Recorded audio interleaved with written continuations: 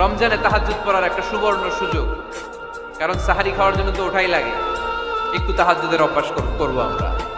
রাজি আছি তো সবাই? তাহাজ্জুদের সালাত পড়ব। কিসের নামাজ? হুজুর ফজরই পড়তে পারি না।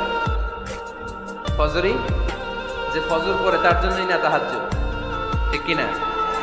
ফজরই তো পড়তে পারি না, তাহাজ্জুদ করব কখন? তাহাজ্জুদ পড়লে আপনার মর্যাদা বাড়ায় দিবে কে?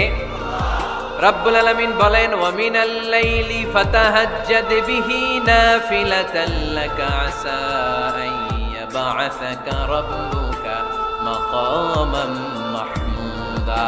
তাহাজ্জুদের নামাজ যারা পড়বে তাদের মর্যাদা বাড়িয়ে দেয় কে? কারণ ওই মুহূর্তে আল্লাহ প্রথম আকাশে নেমে আসেন আর ডাকে, আলা মিন মুস্তাগফিরিন আগফিরালা, কার ক্ষমা দরকার ক্ষমা চা, ক্ষমা করে দেব। আলা মিন মুস্তাকসিন আকসুলা, কার খাবারের দরকার পোশাকের দরকার চাও দিয়ে দেব, যাও।